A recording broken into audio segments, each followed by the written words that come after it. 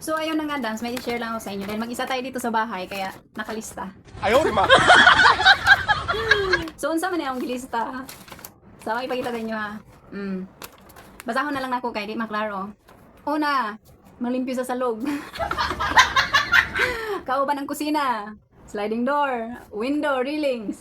Tapos mga CR, magilis og bedsheet. Maglimpyo tibok balay, mao na siya isulod aning papel. Ayan tayo eh. Kasi, alam mo ang powers ng cellphones, once na nahawakan na natin, parang hindi na mabitawan. Diba? Aminin man sa hindi, nako, yan ang reality.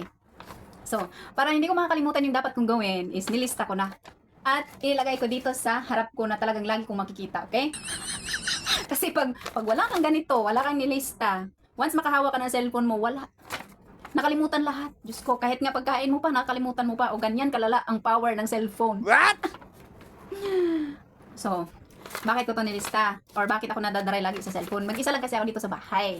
Wala sila. So, alam mo yun, yung iba yung mag-isa ka lang sa bahay at iba yung nandyan sila, yung mga amo mo. Kasi, pag once andyan yung amo mo, syempre active yung mind mo. Active yung isip mo na, dapat ganitong oras ito nang gagawin ko. Dapat ito. Dapat yung paggamit ko ng phone is hanggang ganitong oras lang.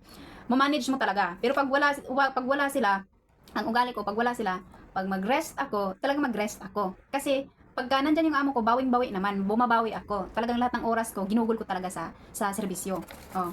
Pero ha, kahit mag-isa ako dito sa bahay, kahit pag gumastos ako ng oras dito magsi-cellphone, sa oras na mag-umpisa ako sa trabaho ko, tuloy-tuloy yan. Wow!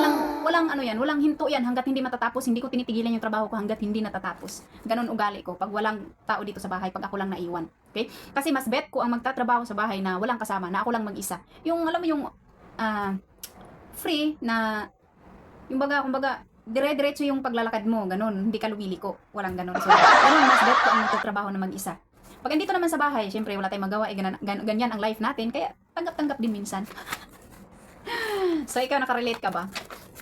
Ganito, para sure na hindi mo makakalimutan yung dapat mong gagawin, kaya ilista mo na, para madami tayo. Ayaw, di ma.